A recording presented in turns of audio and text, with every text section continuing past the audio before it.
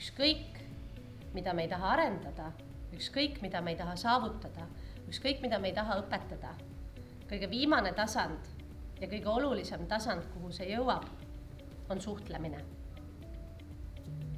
Aga teistega suhtlemine on meie aju jaoks. Mitte ainult selle jaoks, et kuidas mina, Helena, täna ennast tunnen, vaid minu aju töötamise jaoks on lihtsalt väga-väga vajalik.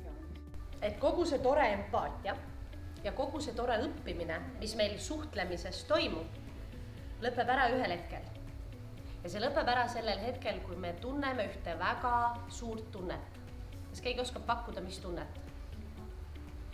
Aga veel üks suurem tunne on hirmu.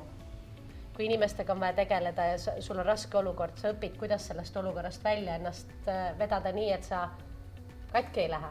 Ja tegelikult sa peaksid õppima, kuidas koostööd teistega teha, tegelikult sa peaksid õppima, kuidas oma aega planeerida, tegelikult sa peaksid õppima, kuidas seoseid luua, tegelikult sa peaksid õppima igasuguseid muid asju seal, aga sa õpid seda, eks?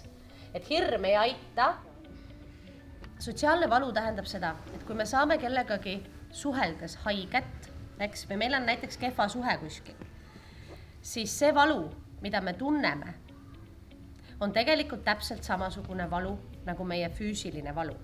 Meie ajud saavad aru, et teistega suhtlemine on meile hästi-hästi kasu. Ja sel hetkel, kui me mitte midagi ei tee, hakkab see protsess tööle. Me hakkame aimama, me hakkame mõtlema, me hakkame alateadlikult, ehk siis nii, et me ise võib-olla ei mõtle neid asju välja. Me hakkame tegelema oma suhtlemisega. Agressiivne stiil on siis selline stiil, kus inimene surub peale oma arvamust, täiega tuleb, eks. Ei kuula, ta kuulab, aga ta tegelikult, ta kuuleb, aga ta ei kuula.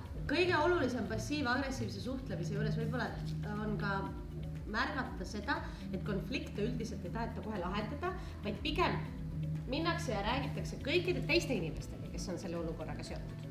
Jah, aga mitte oma vahel. Me toome välja, millised suhtlusviisid või tegevused suhtluses toetavad õppimist ja millised üldse ei toeta.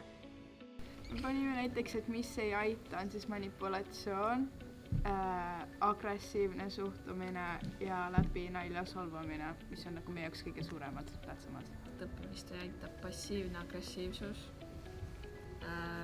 et ei anta piisavalt otsest tagasisidet, et pigem öeldaksegi nagu läbi lillede või läbi rooside, et ei öelda otseselt, mida peab tegema, et paremaks saada.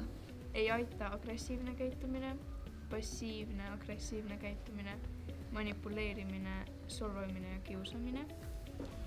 Aitava alla me panime teistega suheldes arvestamine, et sa kuulad ta ikkagi ära ja kuulad, mis tema valikud on või arvamused sellest ja siis aitad tal nagu enda otsustega kaasamine leida lahendust. Siis õppimist aitavad õpilaste ja õpetaja vaheline koostöö ja usaldus ja üldse üksteise aitamine ja mõistmine, et vigadest õpitakse. Aitavad aktiivne kuulamine, keskendumine, mõistmine, kaasamõtlemine, kaasamine, koostöö ja aitamine. Me saame areneda nii, et me oleme positiivsed, mõistame ja ei solva.